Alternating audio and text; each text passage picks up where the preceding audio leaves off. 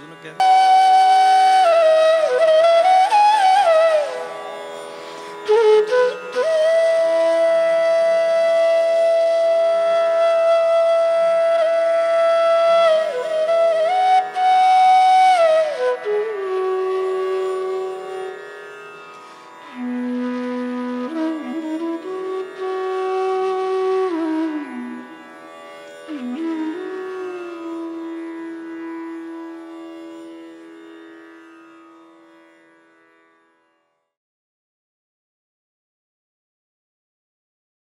सरस्वत्यै नमः। श्री गुरुभ्यो नमः। यदा लंबोदरमहन्ति सतां प्रत्योह संभवम् तदा लम्बेदयालम्बम् लंबोदरपदाम्बुजम् शारदा शारदाम्भोजपदनावदनाम्बुजे सर्वदा सर्वदास्माकं सन्निधिं सन्निधिं क्रियात्। नमस्तस्मै भगवते नारदाय महात्मने कामक्रोधविहीनाय ऋषीणां प्रवराय च। गुरुर्ब्रह्मा गुरुर्विष्णुः गुरुर्देवो महेश्वरः गुरुः साक्षात् परं ब्रह्म तस्मै श्री गुरवे नमः।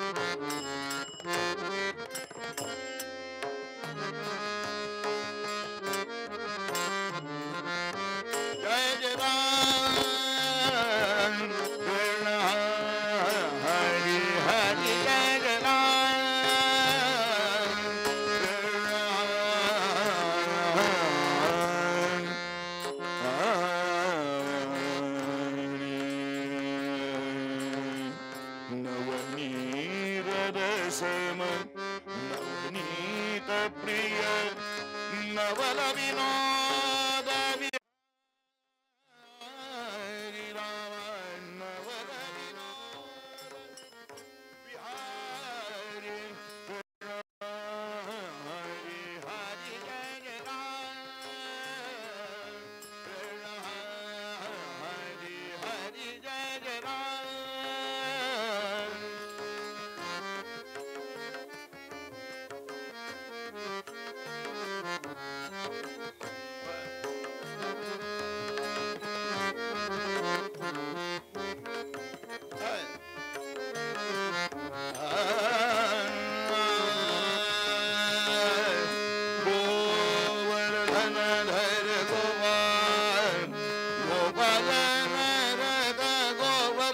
धर गोपालन गोपालन गोपाल गोपालन रथ गोकुल संकट हरि कृष्ण हरि हरि जय जय हरि जय जय राम कृष्ण हरि हरि जय जय राम।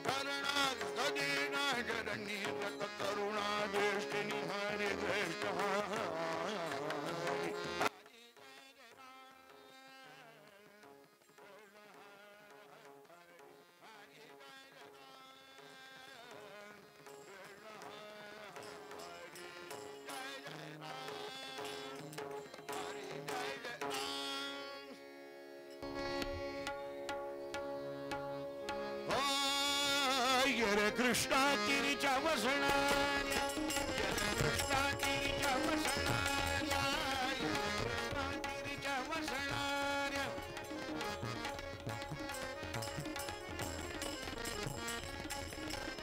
रे कृष्णा तिरीच्या रे कृष्णा तिरीच्या रे कृष्णा तिरीच्या वसणाऱ्या कृष्णा तिरीच्या वसणाऱ्या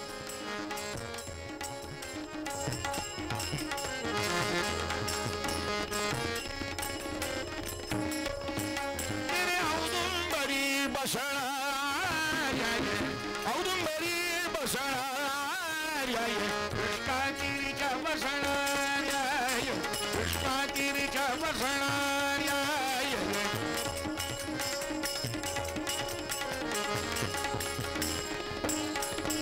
तेरे काषायाम्र हीणार्या काषायाम्र हीणार्या काषायाम्र काषायाम्र काषायाम्र हीणार्या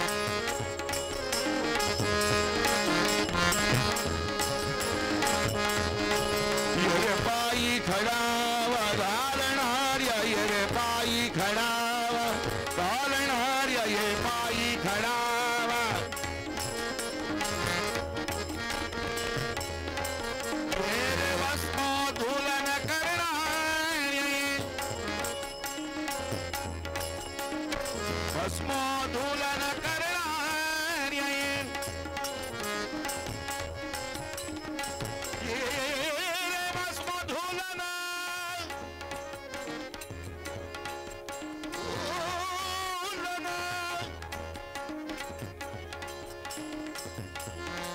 येरे भस्मोधूलन करणार्या येरे भस्मोधूलन करणार्या येरे दंडकमंडलू घेणार्या दंडकमंडलू दंडकमंडलू दंडकमंडलू घेणार्या कृष्णा तिरीच्या वसणार्या कृष्णा तिरीच्या वसणार्या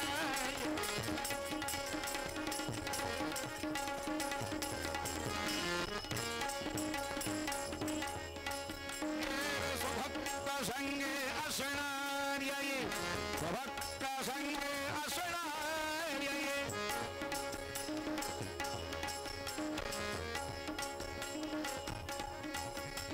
भक्ताभीप्सित करणाऱ्या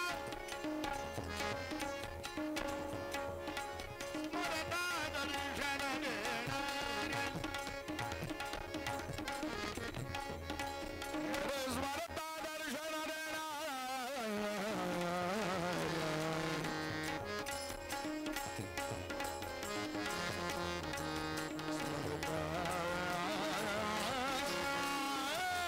ते पण खराब झालंय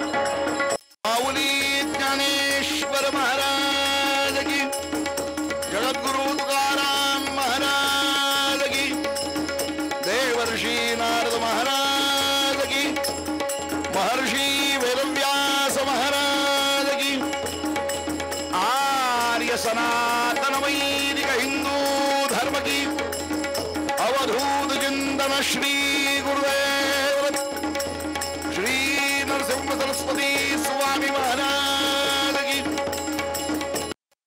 राज प्रभु रामचंद्र भगवान की, महारुद्र हनुमान की, जय जय रघुवीर, पुण्यश्लोक छत्रपति श्री शिवाजी महाराज की, धर्मवीर छत्रपति श्री संभाजी महाराज की, भारत माता की, गो माता की मंगलमूर्ति।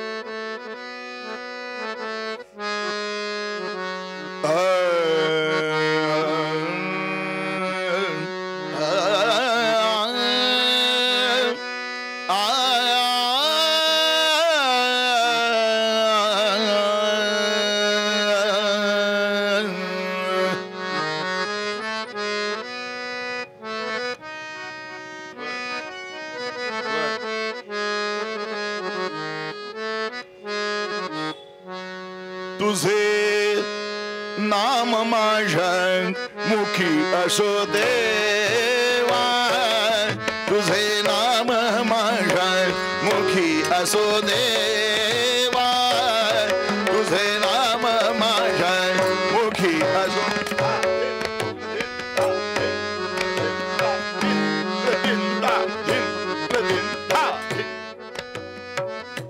तुझे नाम माझ्या मुखी असो देवा, तुझे नाम माझ्या मुखी असो देवा, तुझे नाम माझ्या मुखी असो देवा, तुझे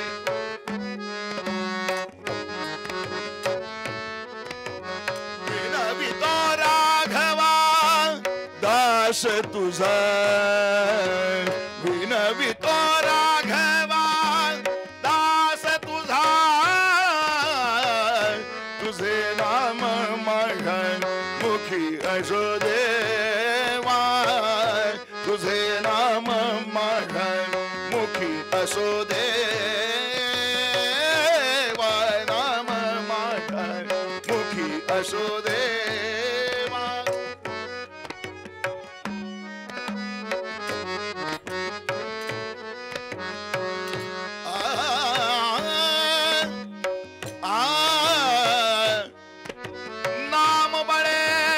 नाम बळे तरले पतीत, तुझा नाम बळे तरले,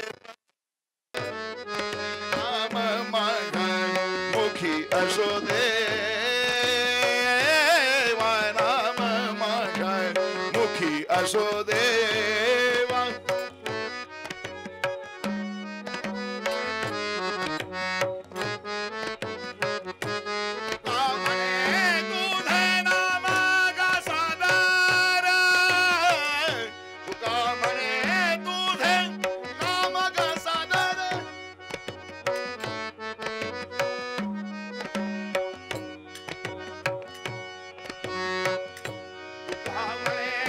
तुझे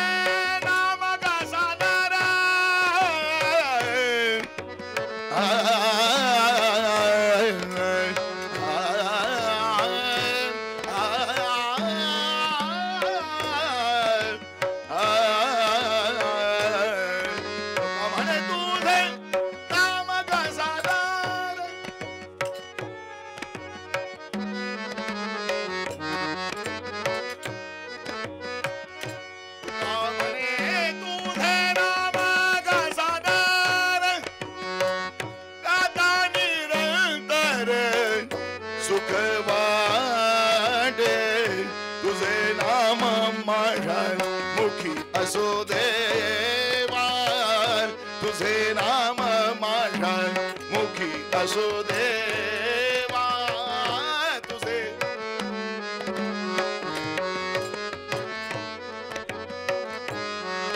नाम माझ्या मुखी असो देवा मुखी असो देवा मुखी असो देवा सजयति सिंधुर्वदनो देवो यत्पादमङ्गज स्मरणं वासरमणिरिव तमसां राशीन्नाशयति विघ्नानाम् अविरल मद जल निवहं भ्रमरकुलानीक सेवित कपोलम् अभिमत फलदातारं कामेशं गणपतिं वन्दे नमामि सततं दत्तम् औदुम्बर निवासिनं यतीन्द्र रूपं च सदा निजानन्द प्रबोधम् पादुकारूपि यतिराण नरसिंह सरस्वती राजते राजराज श्री दत्त श्रीपाद वल्लभात् ध्यायेदाजानुबाहुं धृतशरधनुषं बद्धपद्मासनस्थं पीतं वासो वसानं नवकमलदलस्पर्धिनेत्रं प्रसन्नं वामाङ्कारूढ सीता मुखकमलमिलल्लोचनं नीरदाभं नानालङ्कारदीप्तं दहतमृजटामण्डनं रामचन्द्रं मनोजवं मारुततुल्यवेगं जितेन्द्रियं बुद्धिमतां वरिष्ठं वातात्मजं वानरयूथमुख्यं श्रीरामदूतं शरणं प्रपद्ये अवधूत चिंतन श्री गुरुदेव दत्त श्री नरसिंह सरस्वती स्वामी महाराज की राजाधिराज प्रभु रामचंद्र भगवान की महारुद्र हनुमान की जय जय रघुवीर मंगलमूर्ति अनंत कोटी ब्रह्मांड नायक राजाधिराज योगीराज भक्तवत्सल भक्ताभिमानी स्वानंदाधीश योगीश परब्रह्म ब्रह्म हरिहरात्मक 33 कोटी देवता स्वरूपी असे भगवान नरसिंह सरस्वती स्वामी महाराज यांच्या अगाध अलौकिक असाधारण अहैतुकी अद्वितीय अशा अनुकंपेनं म्हणजेच कृपेनं या कीर्तन महोत्सवातलं 7वं पुष्प 6वं काय क्रमानं असेल ते आणि माझ्या वाटेला आलेलं दुसरं कीर्तन पुष्प भगवान हनुमंतरायाच्या चरणी आणि जनता जनार्दनाच्या चरणी अर्पण करायचं आहे.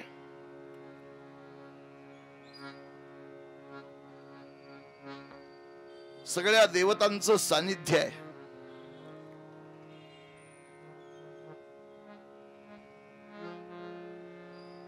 वास्तविक तो सर्वत्र आहेच, पण आमच्या उपासनेकरता काहीतरी लागतं ना हो समोर. एवढ्या करता त्याची स्थापना. रीता ठावया राघवा वीण काही असं समर्थ म्हणाले. तो नाही कुठं. आम्ही कीर्तनात कीर्तनकार मंडळी तो जळी स्थळी काष्टी पाषाणी ओतप्रोत भरलेला असं सांगतो.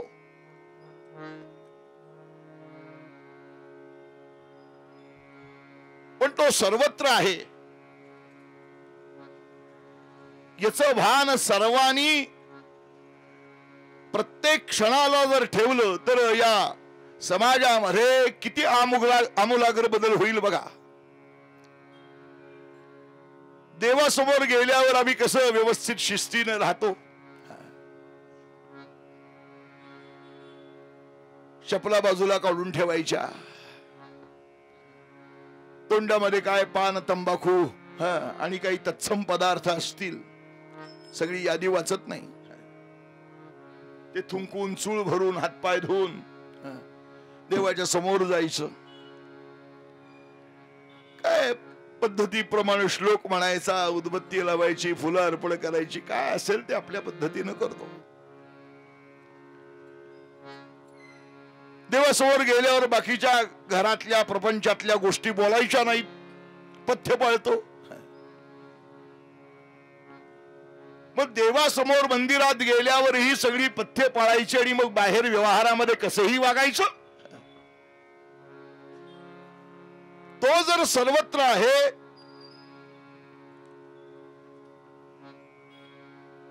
जसं विराट पुरुषाचं वर्णन करताना सहस्र शीर्षा पुरुष सहस्राक्ष सहस्रपात. सहस्राक्ष म्हणजे हजारो डोळ्यांनी तो आमच्याकडे पाहतोय.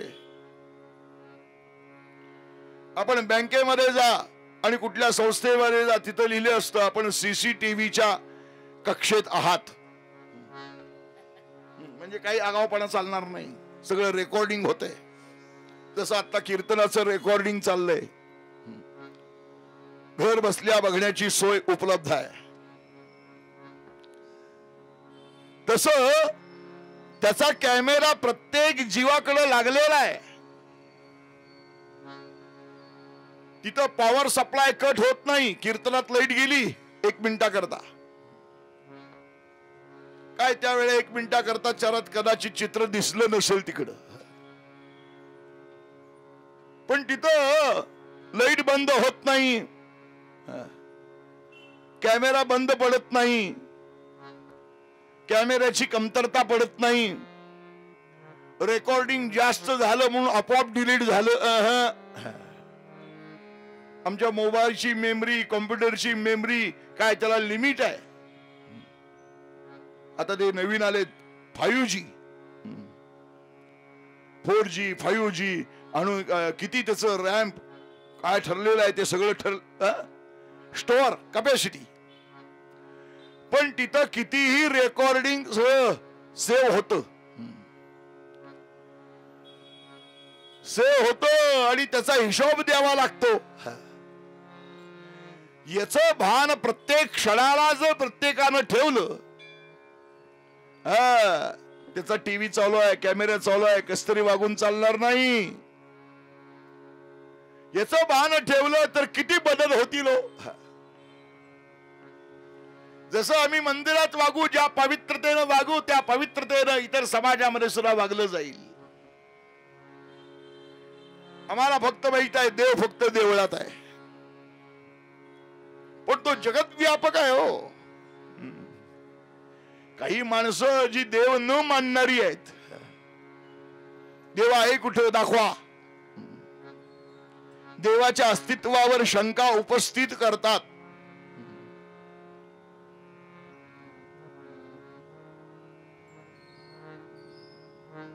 काय आहे, गणितातली प्रमेय असतात, त्याचं उत्तर शोधायचं असेल तर त्या रीतीने जावं लागतं. परमार्थामध्ये सुद्धा देव पाहण्याची, देवाला जाणून घ्यायची एक रीत आहे, पद्धत आहे. त्या पद्धतीने गेल्याशिवाय आम्हाला उमगायचं नाही, समजायचं नाही, कळायचं नाही, त्याचं ज्ञान व्हायचं नाही, त्याचं दर्शन व्हायचं नाही. आमच्या अमृतरायांनी फार सुंदर पद लिहिलं. ते म्हणाले, जगद्व्यापका हरिला, जोरा, जगद्व्यापका हरिला, जगद्व्यापका हरिला, नाही कसे म्हणावे हो, नाही कसे म्हणावे हो, नाही कसे म्हणावे.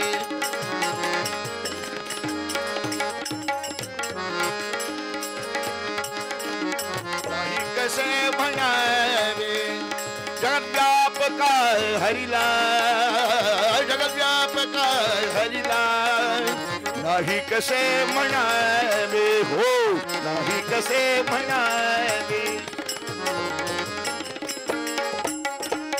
हिन्मत्व हे मवस्तू, हिन्मत्व हे मवस्तू, भूमी नभा परी, भूमी नभापरी घटमृत्तिका निराळी, घटमृत्तिका निराळी, नाही कसे म्हणावे हो, नाही कसे म्हणावे हो.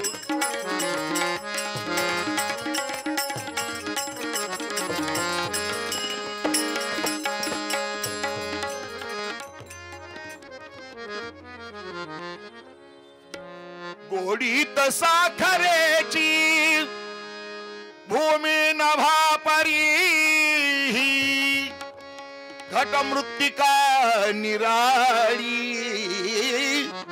घट मृत्तिका निराळी, नाही कसे म्हणावे. तो जगत व्यापक आहे, जगाला व्यापून उरलेला परमात्मा आहे, त्याला नाही कसं म्हणायचं. भिन्नत्व हेम वस्तू भूमी नभापरी. हेम म्हणजे सुवर्ण. एका सुवर्णाचे किती अलंकार होतात, प्रत्येक अलंकाराचं नाव वेगळं.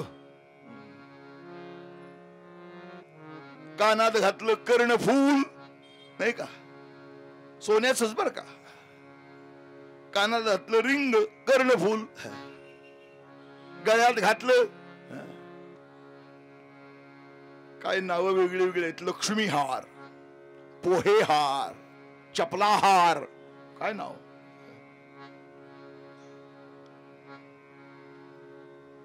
नाव वेगळी वेगळी असतात. हातात घातली बांगडी, पाटली, बिलवर नाव. पुरुषांनी घातलं कड, सोन्याच बर का, नाव बदललं. त्या सोन्याची नावं वेगळी, त्या सोन्याचं मूल्य. ज्या वजनाचं कड आहे त्याचं मूल्य वेगळं, आणि त्याच वजनाची बांगडी आली त्याचं मूल्य वेगळं आहे का. सगळ्यामध्ये सुवर्ण हा घटक सारखा आहे. तसं तो परमात्मा अनेक रूपानं अनेक वेशानं नटलेला आहे. अनंत रूपे अनंत वेशे देखिला म्या त्यासी, बाप रुखवा देवी वरू खुण बांधली कैसी. हा अनुभव ज्ञानोबारायांसारख्यांचा आहे. ते सांगतात आम्ही त्याला पाहिलाय.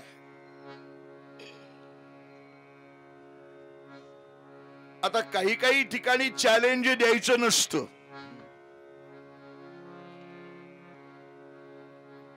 ज्ञानेश्वर महाराज ज्यांनी वयाच्या 17व्या वर्षी ज्ञानेश्वरी लिहिली, वयाच्या आता 17 वर्षाचे आपले चिरंजीव आठवून पहा.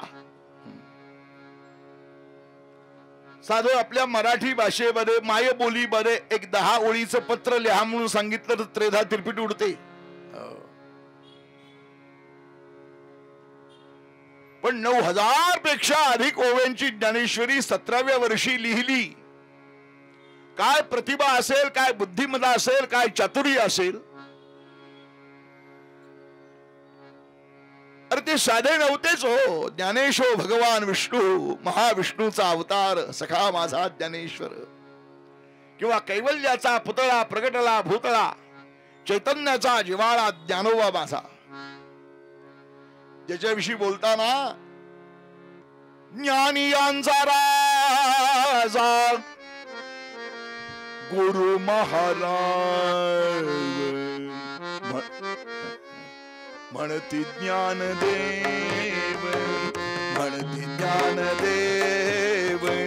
तुम्हा ऐसे ज्ञानियांचा राजा गुरु महाराज, ज्ञानियांचा राजा गुरु महाराज नाही का.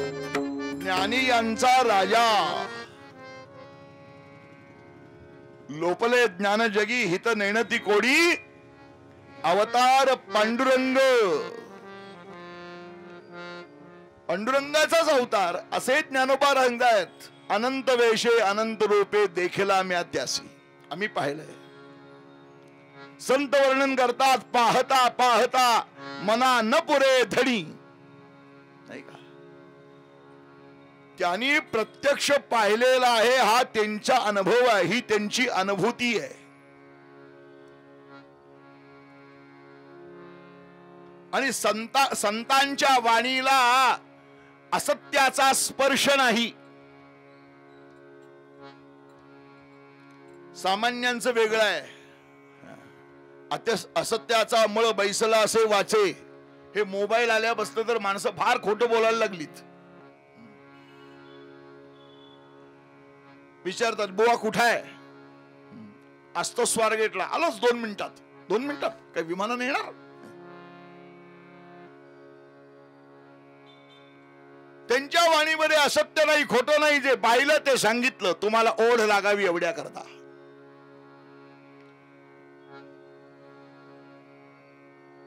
संतांचे बोल हे आत्मप्रचितीचे असतात. कसले? एक शास्त्र प्रचिती आहे,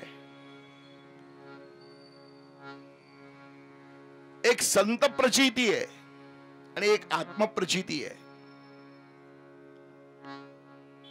शास्त्राने काय सांगितलं, संतांनी काय सांगितलं, त्यापेक्षा त्या मार्गाने जाऊन तुम्हाला अनुभव काय आला, हा सगळ्यात महत्वाचा गोष्ट आहे. संतांनी सांगितलं 13 कोटी भगवंताचं नाम घ्या.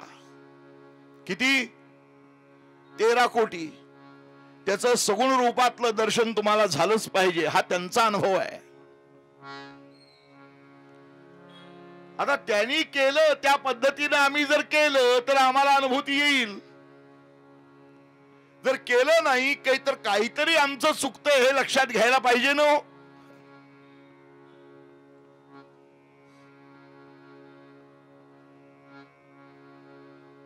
परमार्थ हा कृतीचा विषय आहे, केवळ चर्चेचा विषय नाही. परमार्थ बोलायला फार सोपा आहे, आचरायला फार अवघड आहे, नाही का? ते शाळेमध्ये पूर्वीच्या काळातला दृष्टांत आहे, जुना जरा. वस्तुपाठ शिकवायसाठी एक शिक्षक वर्गामध्ये आले.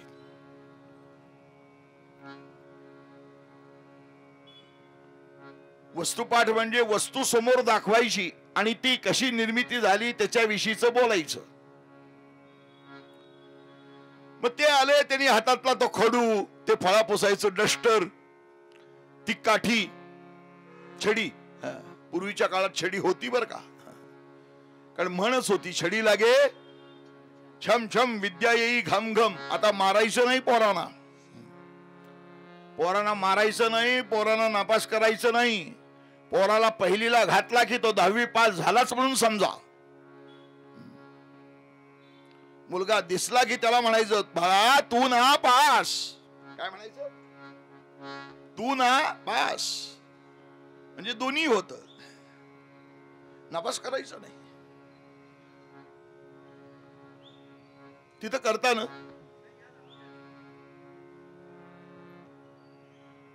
वास्तविक कीर्तनातनं मधी जायचं, गादी सोडायची अवघड असतं, पण साक्षात परमात्म्याची सेवा आहे, आरती आहे.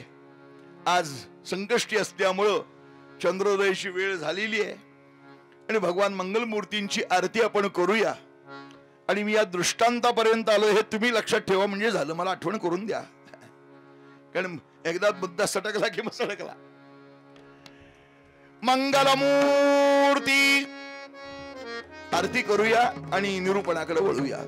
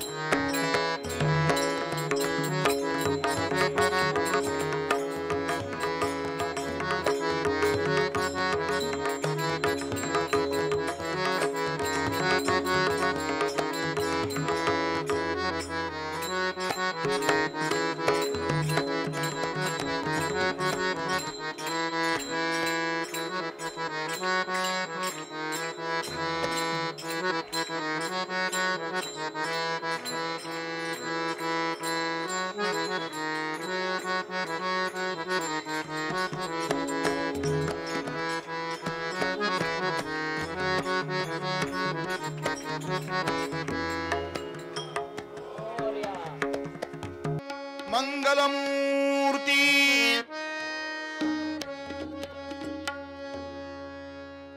आत्मप्रचिती बद्दल आपण बोलतोय.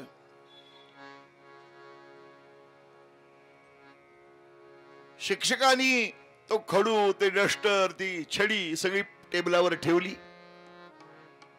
आणि एवढ्यात शाळेतला तो पिऊन खांद्यावर गोळ्याची ढेप घेऊन आला. पिऊन म्हणजे माहित आहे ना, पिऊन म्हणजे शिपाई, पिऊन नव्हे. बरेचसे पिऊन हे पिऊनच असतात. तर त्यानं गुळाची ढेप त्या टेबलावर ठेवली, तो निघून गेला आणि गुरुजींनी शिकवायला सुरुवात केली. त्यांनी त्या फळ्यावर जवळजवळ 2 रेषा काढल्या, त्याला बारीक आडव्या आडव्या रेषा काढल्या, वर पानं काढली, म्हणजे उसाचं चित्र काढलं. उसाचं चित्र काढायला काय फार चित्रकला चांगली पाहिजे असं नाही, सामान्य विद्यार्थी सुद्धा उसाचं चित्र काढू शकेल. आणि गुरुजींनी शिकवायला सुरुवात केली, मुलांनो, शेतकरी उन्हाळ्याच्या दिवसामध्ये जमिनीची मशागत करतो आणि साधारणतः जून जुलै महिन्यामध्ये ऊसाची लागण करतात. आणि ठराविक वेळेनं खताची मात्रा, पाणी त्याला दिलं गेलं की 12-15 महिन्याचं हे पीक असतं, पीक वाढतं. काही शेतकरी हा ऊस कारखान्याकडे पाठवतात, त्याची साखर तयार होते. पण काही शेतकरी हा ऊस खांडसरीला पाठवतात, म्हणजे जिथं गूळ तयार होतो तिथं पाठवतात. मग जिथं गूळ तयार होतं ना, तिथं या ऊसाचा रस काढला जातो. तो रस एका मोठ्या कायलीमध्ये गोळा केला जातो. ती काईल एका मोठ्या चुलीवर ठेवली जाते, त्याला खाली जाळ लावतात आणि तो कायलीतला रस उकळवतात. आणि रस उकळून उकळून दाट रबड झाला, त्याची रबडी झाली की एका विशिष्ट अवस्थेपर्यंत आला की बादलीच्या आकाराची पत्र्याची भांडी असतात, त्यामध्ये कापड घातलं जातं, त्याला ढेपाळ असं नाव आहे. त्यामध्ये ही घट्ट झालेली रबडी ओततात आणि ती काही काळ गेला की एकदम घट्ट होते. मग ती ढेपाळी उपडी केली जातात. ती पत्र्याची बादली, ढेपाळ बाजूला काढलं जातं, कापड बाजूला काढलं जातं आणि अशी गुळाची ढेप तयार होते, पिवळी धमक. आणि हा गुळ चवीला गोड असतो. कळलं तुला? कळलं? कळलं? कळलं? सगळ्यांना विचारलं, सगळ्यांनी मान डोलावली, हो कळलं. पण पाठीमागच्या बाकावर एक विद्यार्थी होता, त्यानं हात वर केला. म्हटलं काय गुरुजी, कळालं पण व्यवस्थित कळालं नाही. अरे व्यवस्थित कळालं नाही म्हणजे लागण ऊसाची कशी करतात इथनं सांगितलं आणि तुला काय कळलं नाही? म्हटलं सगळं कळलं, पण शेवटचं वाक्य आपण बोलला ना तेवढं कळलं नाही. म्हटलं काय? हा गुळ चवीला गोड असतो हे कळलं नाही. मग तुला कधी कळेल? नुसतं गोड असतो म्हणून सांगू नका, त्यातला एखादा खडा माझ्याकडे द्या, मग बघून सांगतो. गुरुजींनी त्याला बोलवली, ये पुढे ये. तो पुढे आला विद्यार्थी. गुरुजींनी ते गुळाची डेप फोडली, ते खडा काढला, त्याच्या हातावर ठेवला, त्यानं तोंडात टाकला, इकडनं घोळवला तोंडात खडा आणि सांगितलं, गुरुजी गूळ गोड असतो नाही, गूळ गोड आहे. गूळ गोड आहे हे कळण्याकरता चाखावा लागतो, खावा लागतो. संत जे बोलले त्याचा आधी अनुभव घेतला, आधी केले आणि मग सांगितले.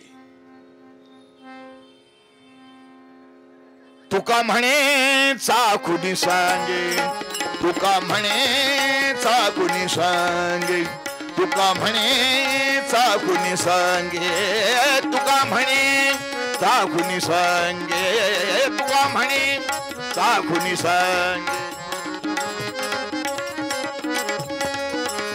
तुका म्हणे चाखुनी सांगे मज अनुभव आहे अंगे मज अनुभव आहे अंगे तुका म्हणे चाखुनी सांगे तुका म्हणे चाखुनी सांगे तुका म्हणे चाखुनी सांगे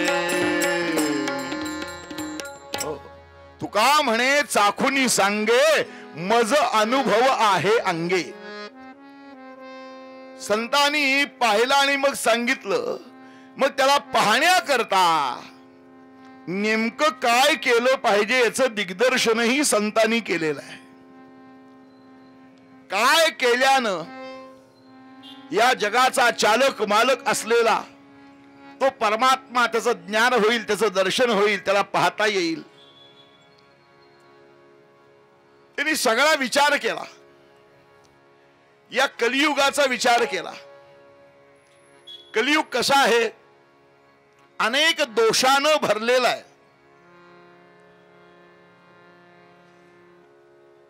आमचे वामन पंडित म्हणाले, कलियुग चवथे हे दोष सिंधूच सारा. कलियुग चवथे हे दोष सिंधूच सारा.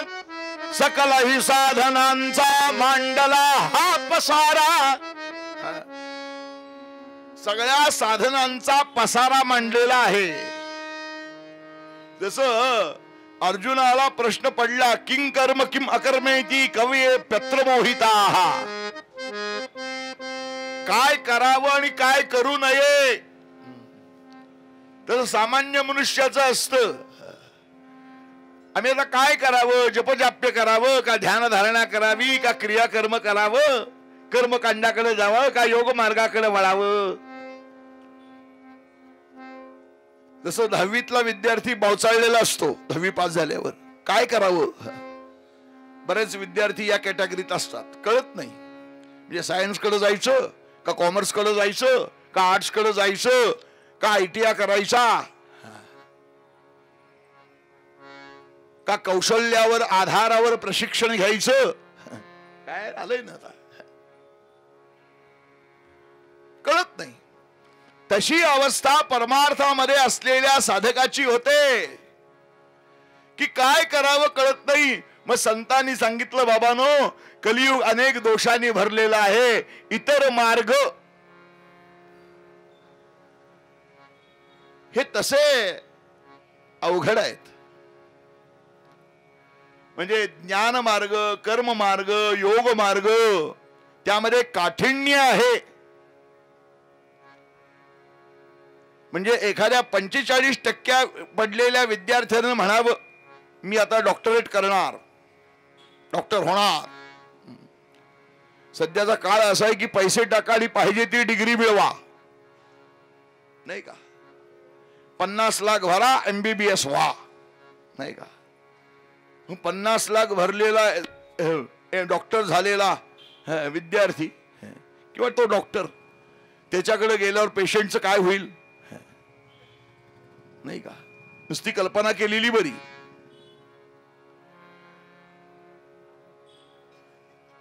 तसं नेमकं काय करावं संतांनी सांगितलं, बाबांनो त्यामध्ये काठिण्य आहे.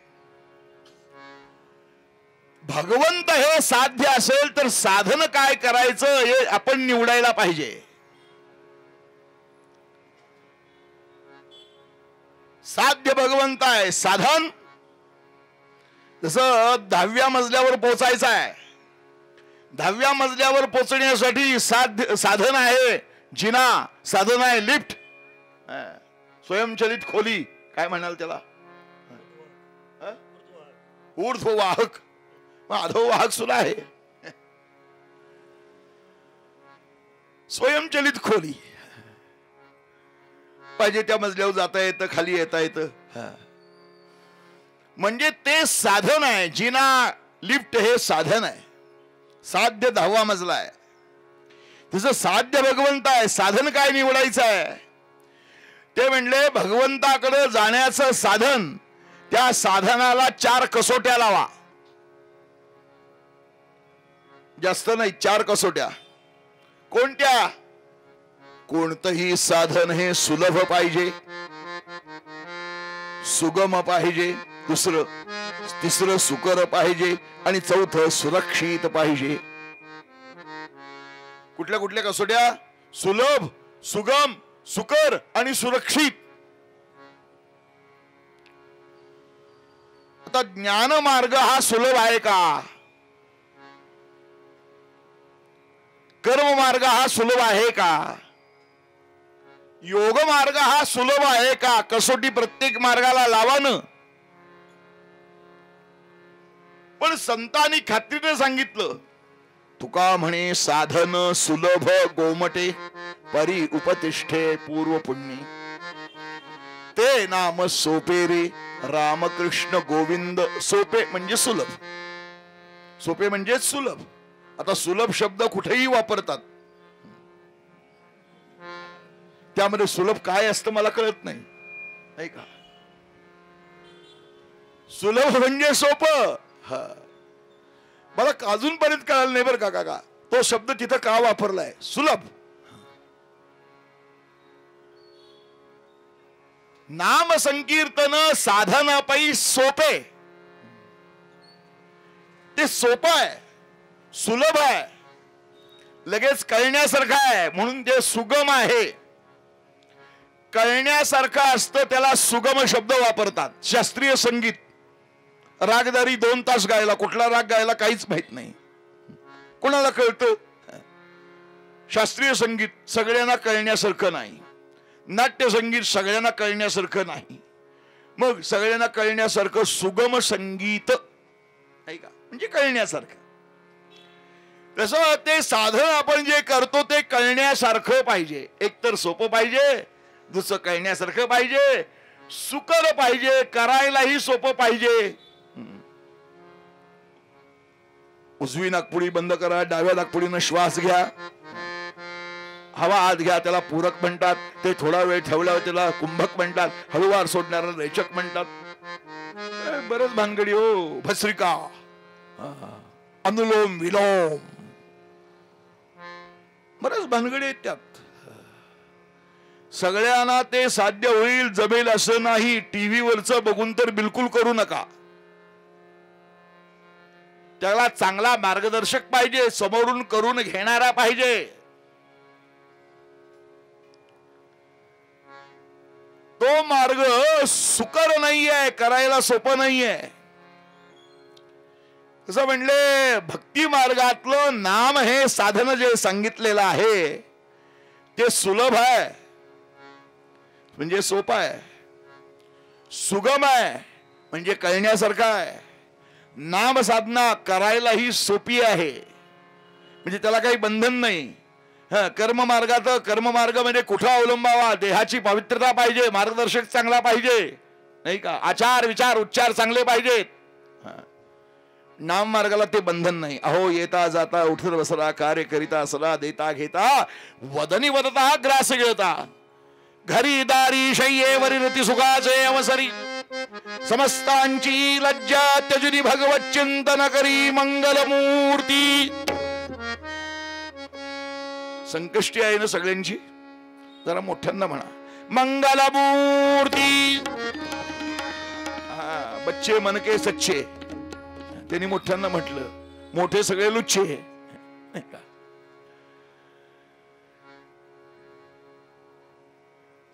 नाम साधन हे करायला सोपं आहे आणि ते सुरक्षित आहे. त्याच्यापासून अपाय होणार नाही, झाला तर उपायच होईल. तसं ज्ञान मार्गाचं, कर्म मार्गाचं, योग मार्गाचं नाही. म्हणून सगळ्या संतांनी एक मुखानं सांगितलं, कलियुगी नामच साधन सार. हरेर नाम हरेर नाम हरेर नामैव केवलम कलौ नास्त्यैव नास्त्यैव नास्त्यैव गतिरन्यथा. त्यामुळे दुसरा पर्याय नाही तुमच्या उद्धारासाठी. ज्यांना असं वाटतंय आत्मोद्धार व्हावा, आत्मकल्याण व्हावं, आत्मसाक्षात्कार व्हावा, एवढ्यासाठी एकदा ठरलं, संतांनी एकमुखानं सांगितलं, नाम हे साधन ठेवा. आता नाम साधन ठेवा. भगवंताची अनंत नामे नाही का?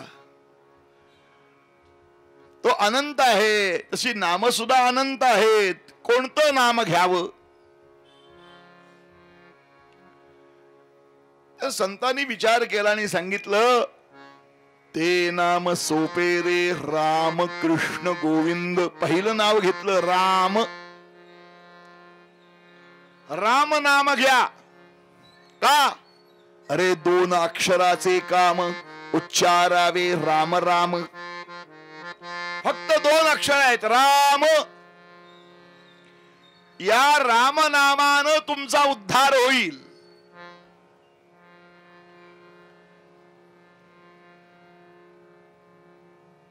म्हटलं असं काय आहे रामनामामध्ये?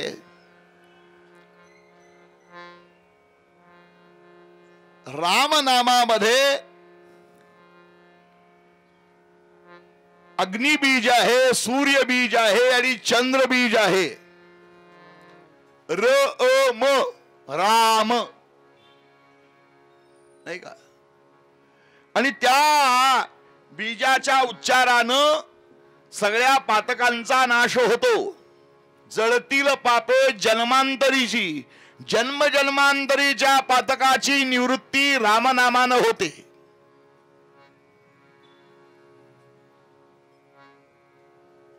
रामनामे वाजे टाळी, रामनामे वाजे टाळी, रामनामे वाजे टाळी,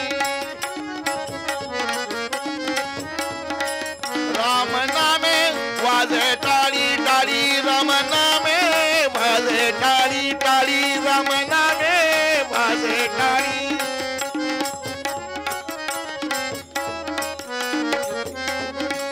रामनामे वाजे टाळी, होय पातकांची हारी, होय पातकांची.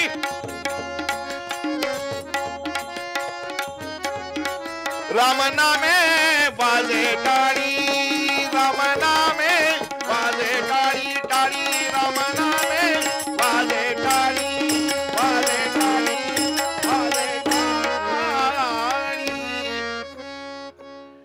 रामनामे वाजे टाळी, होय पातकांची होळी. म्हणलं असं कशी काय होते पातकांची होळी? एकानी असं उत्तर दिलं. कवीची प्रतिभाही आहे आणि तो अनुभवी आहे.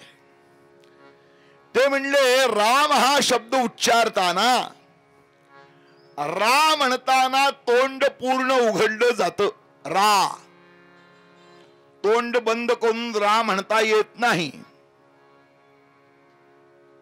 राम, तोंड बंद करून रा म्हण बरं. तोंड बंद करून रा म्हणता येत नाही. ते म्हणजे रा हे अक्षर म्हटल्याबरोबर तोंड उघडलं जातं. कवीची प्रतिभा आहे. आणि सगळी पातकं बाहेर पडतात. म्हणलं बाहेर पडलेली पातकं परत आत जातील ना? ते म्हणजे आत जाऊ शकत नाहीत. का? तिथं नो एंट्रीचा बोर्ड लावलेला असतो. कसं काय? राकारोच्चार मात्रेण बहिर्गमन्ति पातकः पुनः प्रवेश अभावः म शब्दस्तु कपाटवत. राम म म्हणताना तोंड बंद होत. तोंड उघडून म शब्द म्हणता येत नाही. त्यामुळे आत एंट्री नाही. सगळी पातकं बाहेर पडतात. वा. त्यामुळं सगळ्यात सुलभ नाम आहे राम. भक्तीचे आचार्य देवर्षी नारद यांनी नारद भक्ती सूत्र लिहिलं. जेव्हा रत्नाकराची भेट झाली, प्रचेतसांचा मुलगा रत्नाकर वाटबाऱ्या करणारा होता. आपल्याला सगळ्यांना गोष्ट माहित आहे, त्यामुळे थोडक्यात सांगतो. वाटमारा करणारा होता.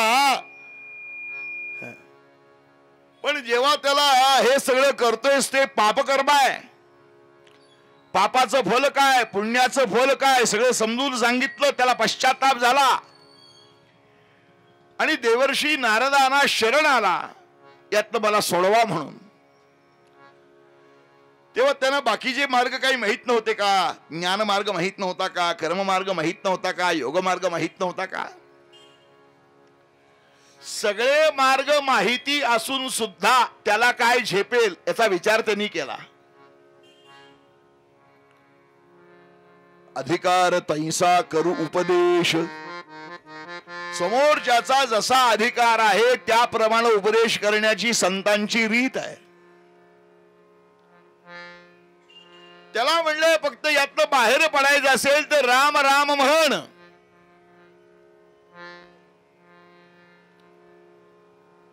राम राम ही दोन अक्षरे, राम राम ही दोन अक्षरे, राम राम ही दोन अक्षरे,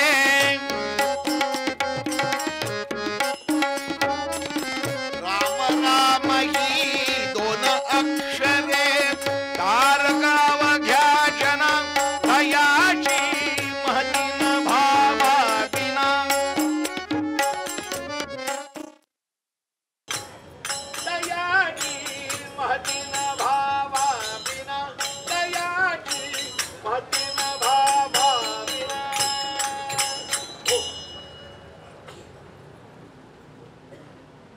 राम राम ही दोन अक्षरे तारकावघ्या जना. सगळ्या लोकांचा उद्धार करण्यासाठी राम नाम आहे, हे तारक नाम आहे. त्यामुळे राम राम म्हण. आम्ही कथाकार कीर्तनकार सांगतो तर यात रत्नाकरला राम सुद्धा म्हणता येईना. काही माणसं म्हणतात तुम्ही कीर्तनकार काही सांगता, हो राम शब्द उच्चारणं अवघड आहे का? राम शब्द उच्चारणं अवघड आहे का? किती सोपा आहे.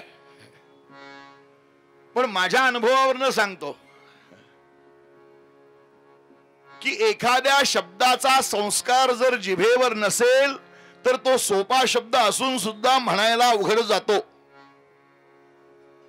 आम्ही क्षेत्रस्थ मंडळी पूजेचा संकल्प सांगताना सगळं पूजा म्हणजे गुरुजीच म्हणत असतात, पण शेवटी यजमानाला सांगतात म्हणा मम. आता मम म्हणणं अवघड आहे का? नाही. पण मम हा शब्द म्हणायला अवघड नसला तरी काही मंडळींना मम सुद्धा म्हणता येत नाही, म म्हणतात म. और मम म्हणा, काही वेळ मम्म म्हणतात नाही का? चूक त्यांची नसते, कारण तो शब्द कधी उच्चारला गेलेला नसतो. तस भगवंताचं नाम मुखामध्ये यायला सुद्धा असेल ज्याची पूर्व पुण्याई त्याच्या मुखामध्ये हरिनाम येई. माऊली वर्णन करते ना, बहुत सुकृताची जोडी, बहुत सुकृताची जोडी, जोडी बहुत सुकृताची जोडी.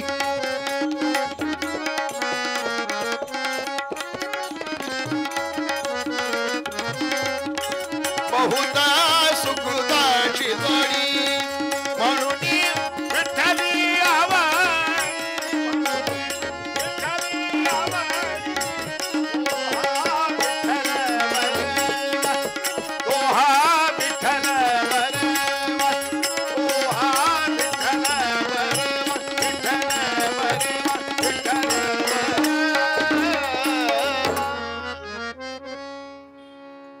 बहुत सुकृताची जोडी म्हणून विठ्ठली आवडी. आम्हाला देवाबद्दलची आवड निर्माण झाली, नामाबद्दलचं प्रेम निर्माण झालं. आपण लक्षात ठेवा, आपलं सुकृत चांगलं आहे, पूर्व पुण्याही चांगले आहे. तर पूर्व पुण्य असल्याशिवाय मुखातनं नाम येत नाही.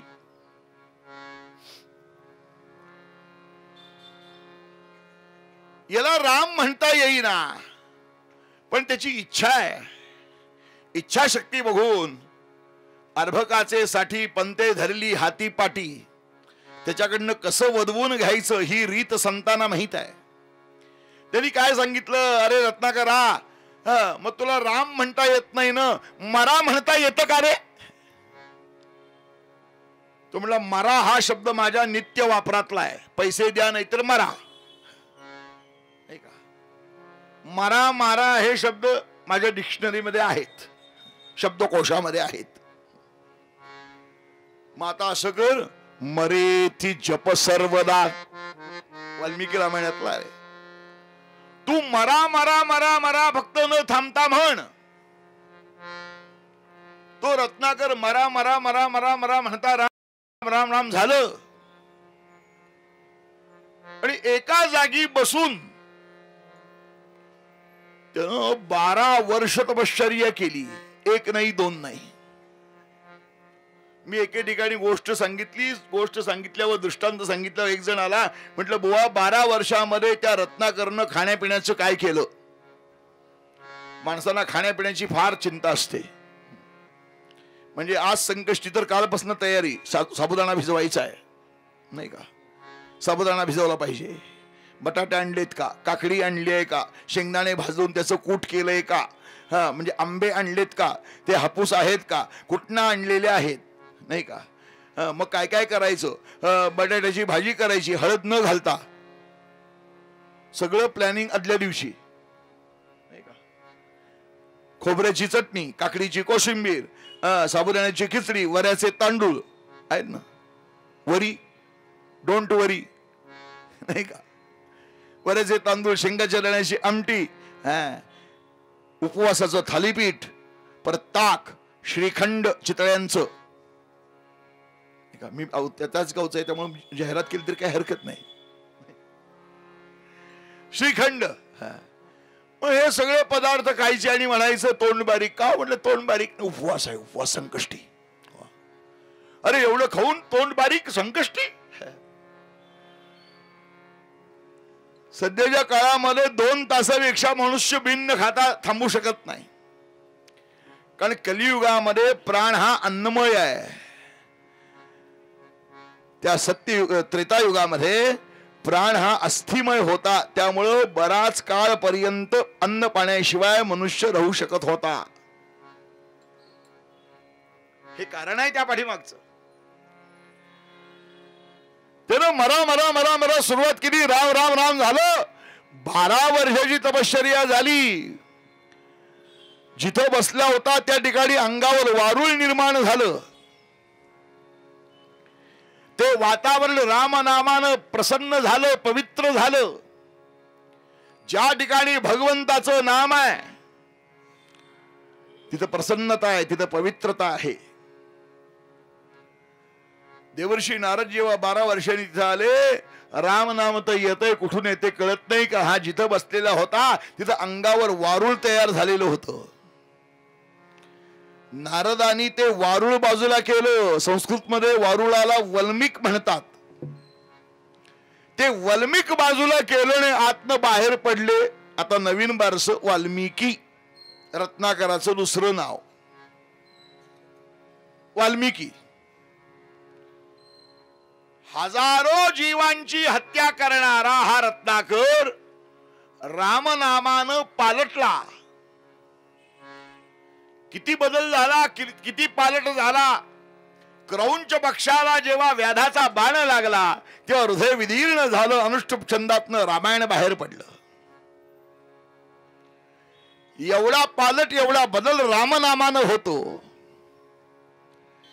त्यामुळे संतांनी सांगितलंय बाकी काही करू नका, 2 अक्षराचे काम उच्चारावे, राम राम. मग अडचण अशी आहे, ते नाम गोड आहे, अमृताहुनी गोड नाम तुझे देवा.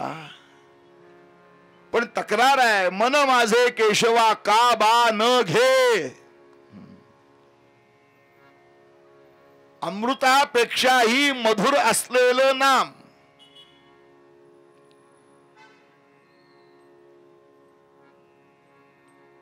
अमृत कुणी प्राशन केलंय का? तुमच्यापैकी कुणी अमृत प्राशन केलेलं कोण आहे का? अमृत तुल्य मात्र दररोज पितात आहे ना, बोर्ड लागले असतात अमृत तुल्य. कुठल्या चहावाल्यानं अमृत पिले?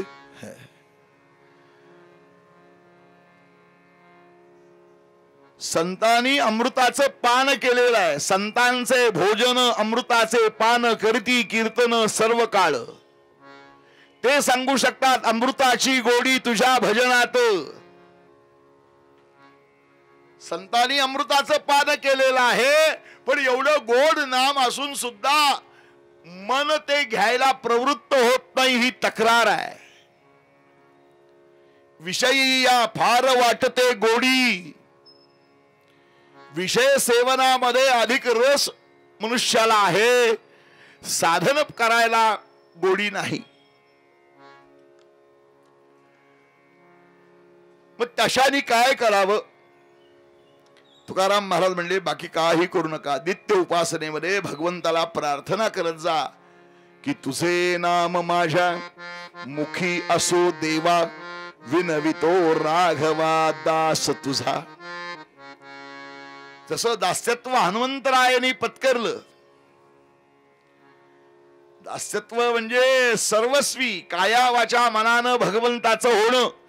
काया वाचा मनानं भगवंताचं व्हावं आणि भगवंताला प्रार्थना करावी, भगवंता तुझं गोड नाम मुखामध्ये येऊ दे. का? तुझ्या नाम बळे तरले पतित, म्हणून माझे चित्त तुझे पायी. तुझ्या नामानं अनेक पतितांचा उद्धार झाला. पतित म्हणजे ज्यांचं पतन झालेलं आहे असे ते. अपिचेत सुदुराचारो भजते माम अनन्य भाग. अगदी दुराचारातला दुराचारी सुद्धा तुझ्या नामानं तरलाय. आणि नामाचं फल काय आहे? म्हणजे तुका म्हणे तुझे नाम गा सादर, गाता निरंतर सुख वाटे. निरंतर सुख म्हणजे त्या सुखामध्ये अंतर नाही. आमच्या प्रापंचिक जीवनामध्ये सुखानंतर दुःख, दुःखानंतर सुख, सुखानंतर दुःख हे सारखं चालतं. इथं नाही. तुम्ही नाम साधन करायला लागा आणि सुखरूपता अनुभवा. गाता निरंतर सुख वाटे. पण असं निरंतर सुखासाठी निरंतर नाम महत्वाचं, कधीतरी नाही. म्हणून तर संतांनी प्रतिश्वासम सविश्वासम रामम वद दिने दिने. को विश्वासः आगमिष्यति वानवा. प्रत्येक श्वासाकडे नाम घेतलं ना,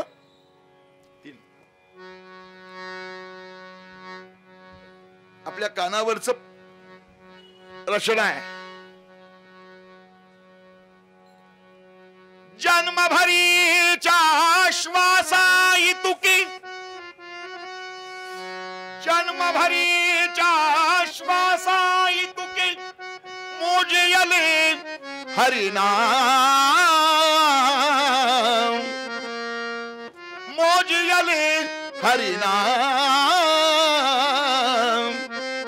विकत घेतला शान, विकत घेतला शान.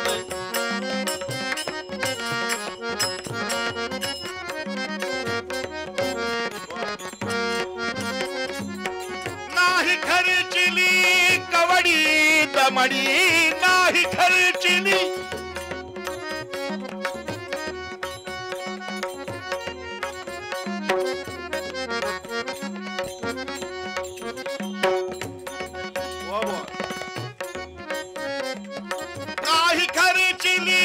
कवडी दमडी, नाही बेचिला दाम, नाही बेचिला दाम. बाई मी विकत घेतला शान, बाई मी विकत घेतला शान, बाई मी विकत घेतला शान.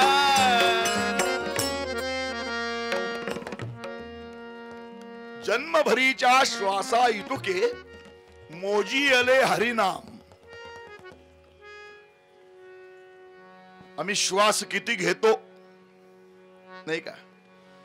त्यांनी श्वास श्वास हरिनाम जपो, वृथा श्वास न खोय. न जाने श्वास का आना जाना होय ना होय. पुढच्या श्वासाची गॅरंटी नाही. त्यामुळे प्रत्येक श्वासागणिक भगवंताचं नाम यावं अशी प्रार्थना त्याच्या चरणी करावी. त्याच्या कृपेनच आमच्या मुखामध्ये नाम यायचं आहे. ज्यांच्या मुखामध्ये सदोदित राम नाम आहे त्यांचं चरित्र पाहणं. नाम घेता मुखी राघवाचे दास रामाचा हनुमंत नाचे नाही का? अरे राम नाम घ्यायला लागले की राम नाम कपिदंग. या रामनामानं कुणाला आनंद होतो? हनुमंतरायाच्या व्यतिरिक्त कोणी आहे का? चरित्र बघूया. वेळेची मर्यादा आहे 11 पर्यंत. असं वाटतंय की काटा फार हळूहळू पुढे जावा, पण माझ्या म्हणण्यानुसार होणार नाही. 60 सेकंद झाले की 1 मिनिट पुढे गेला. त्यामुळं 11 बरोबर वेळेत वाजणार. बरं, संयोजकांनाही त्रास नको. त्यांना भीती आहे पोलीस वगैरे येतील आणि 11च्या पुढे कार्यक्रम चालू ठेवला म्हणून कदाचित आमच्यावर कारवाई करतील. कारण कीर्तनानं ध्वनी प्रदूषण होतं. आसपास राहिलेले नागरिक त्यांना सुद्धा झोप येत नाही. काही तक्रारी करतात माणसं. त्यामुळे आयोजकांना प्रतिवर्षी हे संपन्न करायचं आहे, साजरं करायचं आहे. कुणालाही अडचणीत टाकायला नको. नाहीतर वास्तविक माझं कायमचंच मत असं आहे, हे असं रात्री 9 वाजता असंच लिहावं. कुठेपर्यंत असं लिहूच नाही. जोपर्यंत श्रोता आहे तोपर्यंत वक्त्यानं बोलत राहावं. पण मर्यादा आहे. मलाही परत औदुंबर क्षेत्री परत जायचं आहे. आमच्या इथलाही उत्सव सुरू आहे. त्यामुळं मर्यादा पाळतो. मूळ अभंगाबरे तुकोबराय सांगतात.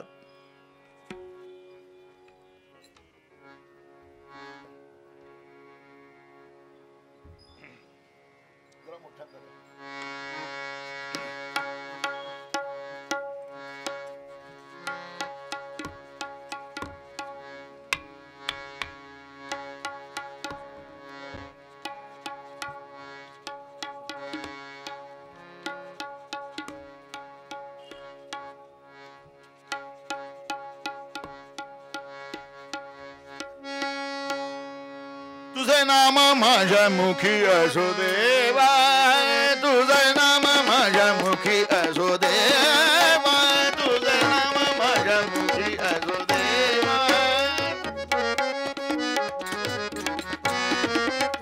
तुझे नाम माझ्या मुखी असो देवा, तुझे नाम माझ्या मुखी असो देवा.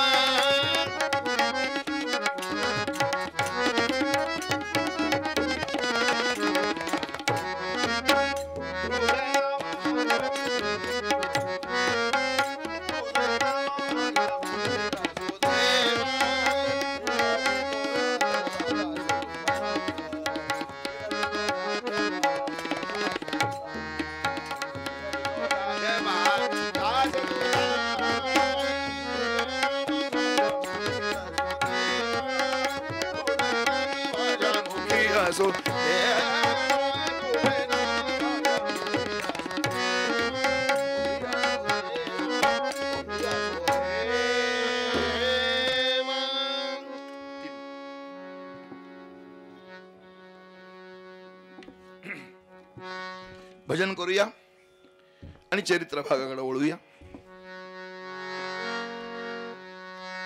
रघुपती राघव राजा राम पतित पावन सीताराम. बोलो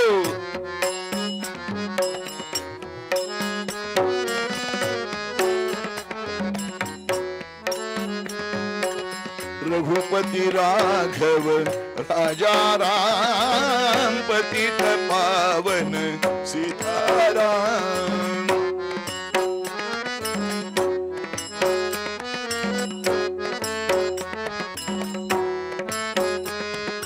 रघुपती राघव राजा राम पतित पावन सीताराम रघुपती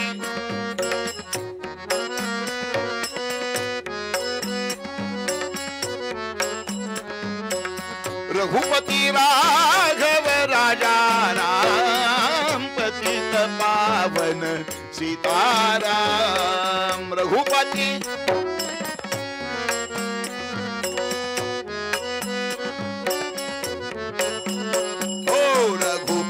राघव राजा राम पतित पावन सीताराम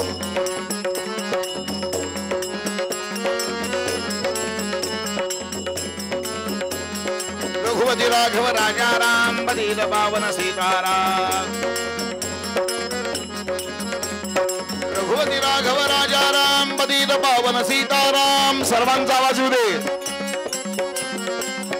रघुपती राघव राजा राम पतित पावन सीताराम रघुपती राघव राजा राम पतित पावन सीताराम रघुपती राघव राजा राम पतित पावन सीताराम रघुपती राघव राजा राम पतित पावन सीताराम राघव राजा राम पतित पावन सीताराम राजाधिराज प्रभु रामचंद्र भगवान की महारुद्र हनुमान की जय जय रघुवीर अवधूत चिंतन श्री गुरुदेव मंगलमूर्ति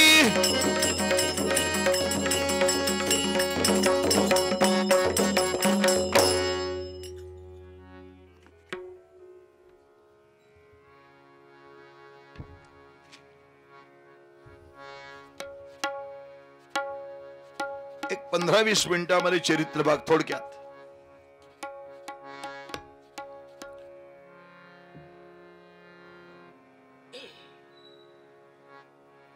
कोणाच्या स्मरता नामाते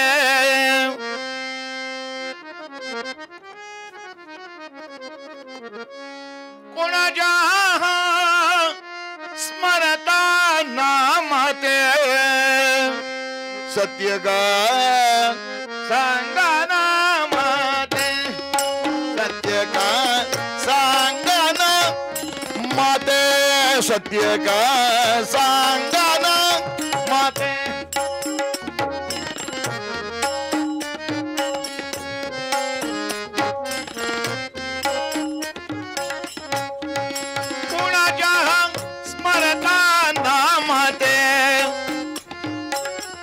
प्रभू तुम्ही ध्यानामध्ये असताना कुणाचं नाम घेता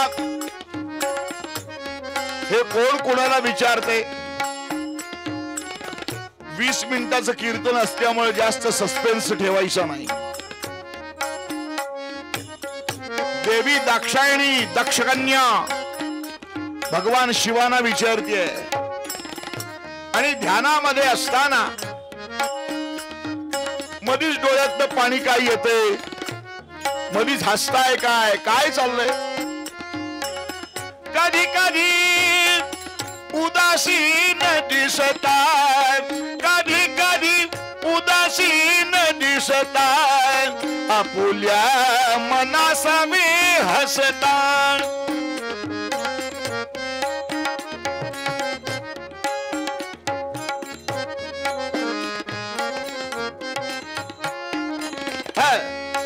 कधी कधी उदासीन दिसताय आपुल्या स्थितीवारी नसताय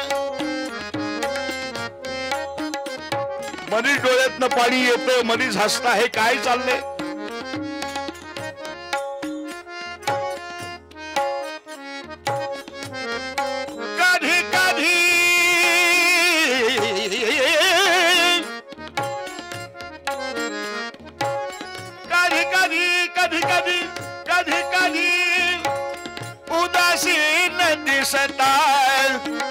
आपुल्या स्थितीवरी नसता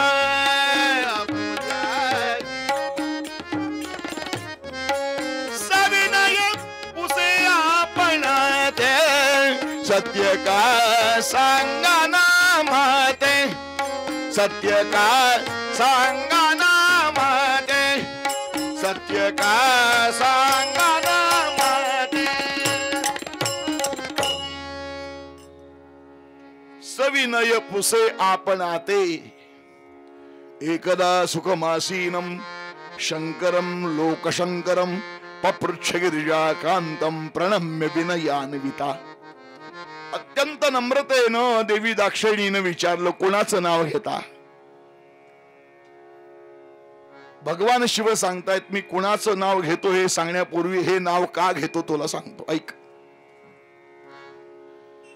कोणी एकेकाळी वन्स अपॉन ए टाइम काय ना इंग्रजीमध्ये लिहिताना असं काहीतरी लिहितात म्हणे आम्हाला काही माहित नाही पण एकदा देव आणि दानव यांची युती झाली कोणाची युती झाली देव आणि दानव एक कलमी कार्यक्रमासाठी युती करावी लागते तेव्हा देव आणि दानव एकत्र आले आणि त्या दोघांनी मिळून समुद्र मंथन केलं समुद्र मंथनाची कथा श्रीमद भागवतामध्ये विस्ताराने आलेली आहे त्या मंदार पर्वताची रवी केली वासुकी सर्पाची दोरी केली एका बाजूला देव झाले एका बाजूला दानव झाले आणि अशी घुसळण केली आणि या समुद्र मंथनातनं 14 रत्न निघाली किती 14 याची यादी आहे बर का कुठली 14 रत्न लक्ष्मी कौस्तुभ पारिजात कसुरा धन्वंतरी चंद्रमा गावा का मधुधा सुरेश्वर गजा रंभादी देवांगना सगळी मंगलाष्टका म्हणत नाही कदाचित आसपासच्या अपार्टमेंटच्या लोकांना वाटेल खाली चौकामध्ये लग्न लागलं वाटतं पण लक्ष्मी कौस्तुभ पारिजात कसुरा धन्वंतरी चंद्रमा गावक्का मधुधा सुरेश्वर गजो रंभादी देवांगना इति इति 14 रत्न निघाली त्यापैकी चांगली चांगली रत्न देवानी पळवली त्या लक्ष्मीचा स्वीकार महाविष्णूंनी केला इथं आहे मंदिर विष्णू लक्ष्मी मंदिर तो पारिजातक तो ऐरावत इंद्रांनी नेला सगळी रत्न संपली पण शेवटी एक जे राहिलं हलाहल नावाचं ते कुणी घेईना पण ते हलाहल असं शिल्लक राहिलं तर हलाहलाच्या दाहानं विश्व जळून खाक होईल एवढी त्याची दाहकता सगळे देव ऋषी मंडळी देव मंडळी घाबरली आणि देवी आमच्याकडे आली आम्हाला विनंती केली प्रार्थना केली तुमच्याशिवाय हे कोणी प्राशन करू शकत नाही आणि जगताच्या रक्षणासाठी देवी ते आम्ही हलाहल प्राशन केलं भगवान शिवानी हलाहल प्राशन केलं याची नोंद केवळ कीर्तनकारांनी ठेवली नाही नाटककारांनी सुद्धा नोंद ठेवलेली आहे जय जय गौरी शंकर नाटक विद्याधर गोखल्यांचं आहे ना विष प्राशुनी जगतासिया विष प्राशुनी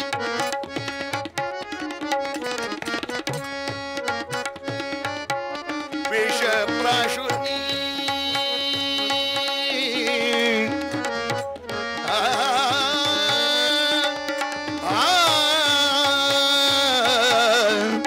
विष प्राशुनी जगतासिया विष प्राशुनी तिथली सुधा करुणा करा तिथली सुधा करुणा करा जय शंकरा गंगाधरा जय शंकरा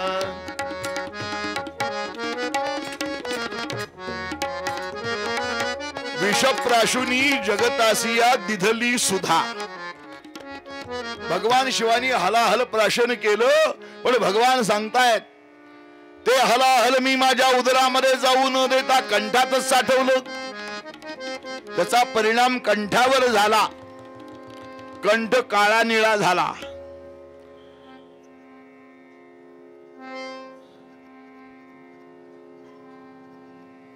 आरतीमध्ये सुद्धा वर्णन आहे, नीलकंठ नाम प्रसिद्ध झाले. पण केवळ कंठ काळा निळा झाला नाही, हलाहलाचा दाह कमी होईना. हलाहलाचा दाह सुरू झाला.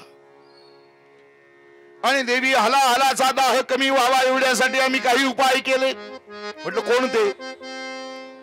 पहिला उपाय केला, मस्तकावर गंगा धारण केली. गंगा का? गंगा थंड आहे म्हणून. आपण भाजल्यावर काय करतो? बर्फ लावतो ना, का उकळत्या पाण्यामध्ये हात घालतो? हा, बटाटा सोलून लावा, शाई लावा, किंवा बर्नाल लावा, कैलास जीवन लावा, असं काहीतरी करतो ना. थंडगार पाहिजे म्हणून गंगा मस्तकावर धारण केली, हलाहलाचा दाह कमी व्हावा म्हणून. भगवान शिवांच्या वर्णनाचे काही श्लोक आहेत, त्यामध्ये वर्णन केलंय. कंठे यस्य विराजते गरलम शीर्षे च वंदाकिनी वामांके गिरिजाननम घटितटे शार्दूल चर्मांबरम माया यच्चरणद्धि विश्वमखिलम तस्मै नमः शंभवे जंबूवत जलबिंदुवत जलजवत जंबालवत जालवत नमः पार्वती पते हर हर. कंठे यस्य विराजते ही गरलम, गरल म्हणजे विष. शीर्षेच मंदाकिनी, मस्तकावर गंगा आहे म्हणून भगवान शिवाना नाव पडलं. मस्तकावर गंगा धारण केली म्हणून नाव काय पडलं? गंगाधर. एक शिवभक्त होता, त्याने पोराचं नाव ठेवलं गंगाधर. पण पोरगा महिना महिना अंघोळच करेना, नाव ठेवलं गंगाधर आणि अंघोळ नाही महिनाभर. नाही का? काय गंगाधर नावाला काही अर्थ आहे का? पण गंगा धारण करून सुद्धा हलाहलाचा दाह कमी झाला नाही म्हणून देवी आम्ही दुसरा उपाय केला. म्हटलं कुठला? भाली चंद्र असे धरिला. सगळं म्हणावंसं वाटतंय, पण काटा रुते कुणाला? काटा पुढं पुढं सरकतोय. मस्तकावर चंद्र धारण केला म्हणून भगवान शिवाना नाव पडलं भालचंद्र. भाली अर्धचंद्र, माथी शुभ्र गंगा, लिंपिले सर्वांगा. ते फक्त शंकरांनी करावं. चिताभस्म हे आम्ही नाही. अग्निरीती भस्म, वायुरीती भस्म, जलभीती भस्म, भस्म व्योमेती भस्म, हे एवढ्या पुरतं मर्यादित. चिताभस्म त्यांनीच.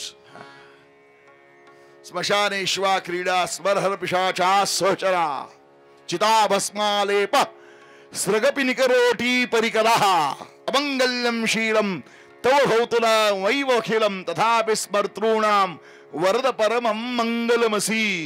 सगळं अमंगल धारण करून सुद्धा भक्तांचं मंगल करणारी देवता म्हणजे भगवान शिव शंकर. शम नाम कल्याण शंकरोती ती शंकरः. कल्याण करणारी देवता म्हणजे शंकर. चंद्र धारण केला कारण चंद्र हा शीत आहे, थंड आहे. आणि तो थंड आहे म्हणून माणसं चंद्रावर गेली. नाही का? सूर्यावर कोण जाईल का? भर दुपारी 12 वाजता उभं राहू शकत नाहीस रस्त्यावर. सूर्यावर काय जात आहेत? जळून खाक होतील. थोडा प्रयत्न केला ती. सूर्याकडे झेपवण्याचं धाडस फक्त हनुमंतरायांनी केलं. बालपणी गेला सीतू सूर्याला. ते धाडस फक्त त्यांनी करावं म्हणून ते वीर हनुमान आहेत.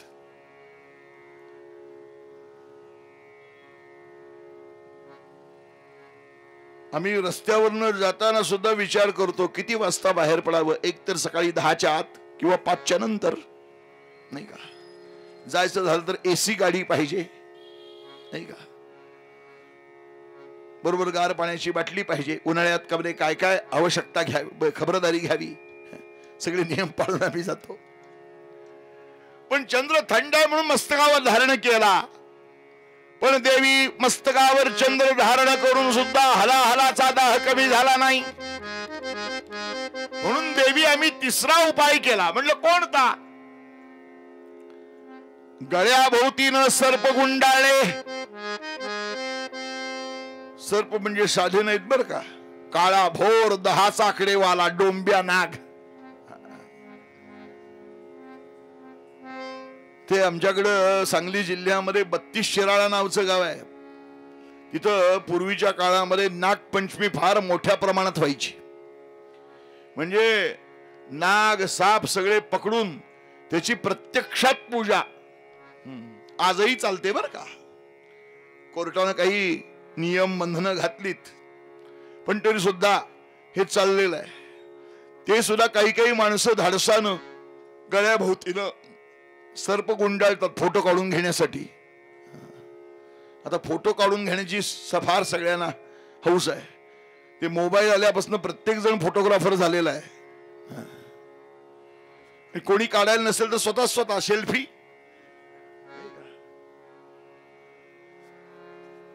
पण ते फोटो काढून घ्यायचे ते सुद्धा धामीण वगैरे प्रकारातले. अस्सल डोंब्या नाग भक्त शिवानीच धारण करावा. सर्प थंड असतो. आम्ही सुद्धा आम्हाला उकडते म्हणून कीर्तनकार समजा म्हणायला लागले गळ्याभोवतीने एखादा साप गुंडाळून येतो, कायमचा थंड व्हायचा. बड्यांचे उपाय आपण करायचे नाहीत. बड्यांचे उपाय बड्यांनी करावेत.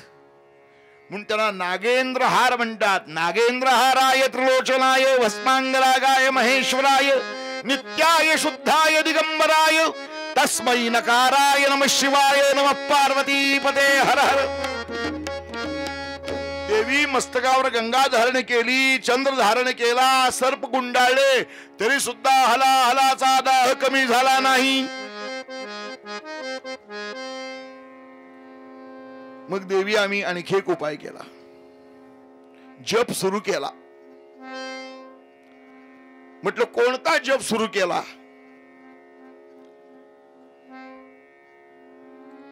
भगवान शिव सांगतायत, देवी तुला सांगू का, या जगामध्ये मंत्र भरपूर आहेत पण सर्वश्रेष्ठ मंत्र कोणता असेल तर मी सांगू का? भगवान शिव सांगतायत. आणि भगवान शिवानी काय सांगितलं हे बारामतीकर आपल्याला सांगतायत. बारामतीकर म्हणजे कोण? एवढं लक्षात ठेवा म्हणजे झालं. ते म्हणले आहेत मंत्र पुष्कळ, आहेत मंत्र पुष्कळ, काय करावे सुमंत्र ते राहो. पण मंत्रात मंत्र पुष्कळ, मंत्रात मंत्र उत्तम, श्रीपासो निजात वर्ण तेरा हो. मंत्र भरपूर आहेत, ते चांगले आहेत, उत्तम आहेत, त्यात काही प्रश्न नाही, पण ते सगळे राहू देत. पण सर्वोत्तम मंत्र कोणता असेल तर ज्यामध्ये श्रीपासून म पर्यंत 12 वर्ण म्हणजे 12 अक्षर आहेत असा कोणता मंत्र हो? श्रीराम जय राम, श्रीराम जय राम म्हणा. श्रीराम जय राम, श्रीराम जय राम. ओ हा त्रयोदशाक्षरी मंत्र, हा तारका. या राम नामानं माझ्या हलाहलाचा दाह कमी झाला. शिव हलाहली तापला, त्याचा दाह शांत झाला. नाम पावन पावन, नामी तरले सकल जन. सगळ्यांना पावन करणार, कल्याणानाम निधानम कलिबलबथलम पावनम पावनानाम असं रामनाम आहे, हे लक्षात ठेवा. रामनामानं हलाहलाचा दाह कमी झाला आणि रामनामामध्ये मी मग्न असतो. रामचरित्र आठवताना माझ्या डोळ्यातनं वनवासात जाणारे प्रभू राम पाहिले की डोळ्यातनं पाणी येतं. बालपणीचे प्रभू रामचंद्र कौसल्याच्या मांडीवर बसलेले, त्या चंद्राचं प्रतिबिंब पाण्यात पडलेलं, तो चंद्र मला खेळायला द्या म्हणून हट्ट करणारे रामचंद्र पाहिले की मला हसू येतं, म्हणून मी हसतो, म्हणून मी रडतो, म्हणून माझ्या ओठांची हालचाल होते. पण रामनामानं हलाहलाचा दाह कमी झाला. रामचरित्रामध्ये रामनामामध्ये भगवान शिव दंग असतात. हनुमंतराय सुद्धा त्या भगवान शिवांचेच अवतार. जो माझा अंश रुद्र अकरावा, त्या अंजनी मातेला वृषमुख पर्वतावर तपश्चर्या करत असलेल्या भगवान शिवानीच सांगितलं, वरदान दिलं, मीच तुझ्या पोटी अवतार घेईन. मुखामध्ये रामनाम आहे. रामनामानं त्यांना सुखरूपता अनुभवायला आली. आम्हाला जर सुखरूपता अनुभवायची असेल तर आम्ही एकच करायचं, आमच्या उपासनेमध्ये भगवंताला प्रार्थना करायची.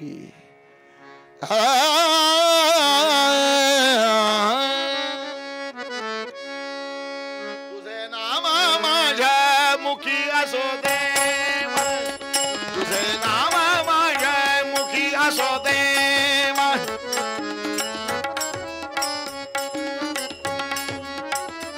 तुझे नाम माझ्या मुखी असो देव, विनवितो राघवा दास तुझा, विनवितो राघवा दास तुझा, विनवितो राघवा दास तुझा, विनवितो राघवा दास तुझा.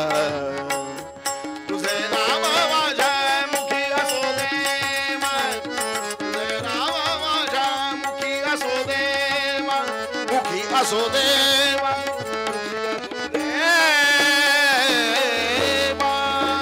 राजाधिराज प्रभू रामचंद्र भगवान की, महारुद्र हनुमान की. गेली 2 दिवस, काल आणि आज 2 दिवस या ठिकाणी वीर मारुती मंदिरासमोर या प्रांगणामध्ये कीर्तन सेवा करण्याचा पहिल्यांदाच योग आला. माग गीता धर्म मंदिरामध्ये, नारद विद्या मंदिरामध्ये अनेकदा येणं झालंय, पण इथं पहिल्यांदाच आलो. ते आमचे मित्र बाभुळगावकर, त्यांनी माझं नाव सुचवलं आणि त्यामुळं येणं झालं. पानसेनांनी सांगितलंय पुढच्या वर्षी बोलावलं तर नक्की येईन, कारण असं आहे, बोलावल्याशिवाय कुठं जाऊ नये. आणि बोलावणं कधी येतं, त्यांची आज्ञा झाली तर, त्यांनी प्रेरणा दिली तर ते प्रेरणा देतील आणि इथं यायची संधी मिळेल एवढी प्रार्थना करतो.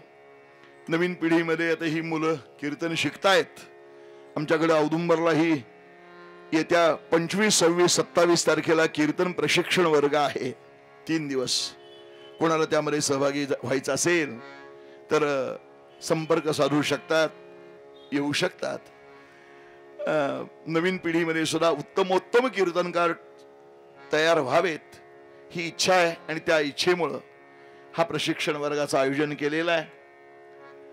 अधिक बोलत नाही, 11 वाजलेले आहेत. भैरवी म्हटले, ह्याची दानं देगा देवा म्हणूया, आरती करूया आणि सांगता करूया. या 2 दिवसामध्ये काल आमचे देशपांडे बुवा, आज उपेंद्र बुवा यांनी तबल्याला साथ केली. आमच्या पेटीला उत्तम संवादिनी साथ केली आहे. साहिल पुंडलिक, पुंडलिका भेटी परब्रह्म आलेगा असं साहिल पुंडलिक उत्तम साथ केली. झांजेला रुद्र आहे बाभुळगावकर, आमचे चिरंजीव विभव जोशी आहे. इकडे समोर, माझ्या समोर वाघ आहेत.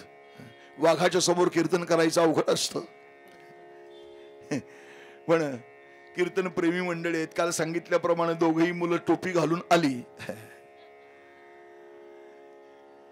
सगळ्यांना आपण प्रेमानं कीर्तन श्रवण करणारे श्रोते आहात. सगळ्यांना धन्यवाद देतो आणि ह्याची दान देगा म्हणूया.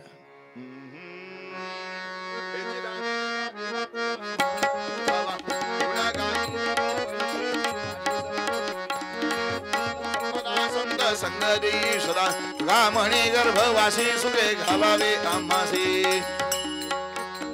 म्हणा सत्राणे उड्डाणे हुंकार वदनी करडमळ भूमंडळ सिंधू जळगल कराळले ब्रह्मांड भुवानी सुरवरणी झाल्यामुळे जय जय देव जय जय हनुमंता तुमचे निप्रसादेन अभिकृतांता जय देव जय दुमदुमले पाताळ उठला परिशब्द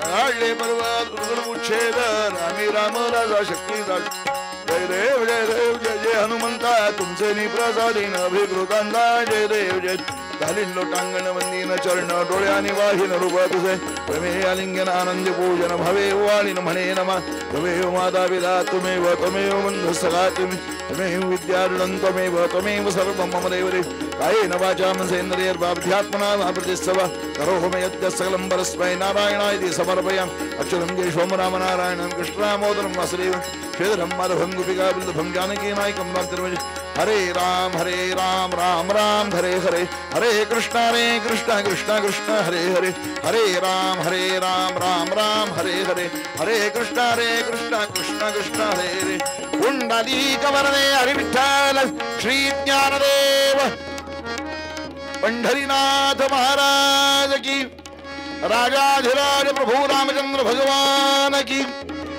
महारुद्र हनुमान की जय जय रघुवीर समर्थ जा जा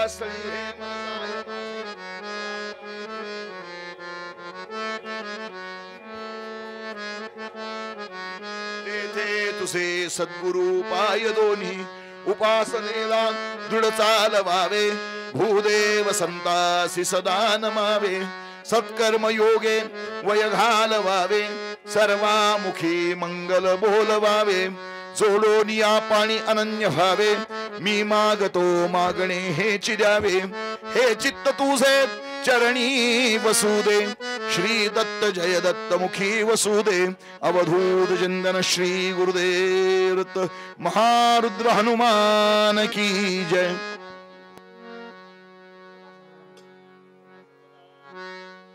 सर्वदा योग तुझा घडावा तुझे कारणी देह माझा पडावा उपेक्षिव नको गुणवंता अनंता रघुनायका मागणे हेची आता जय जय रघुवीर समर्थ महारुद्र हनुमान की जय।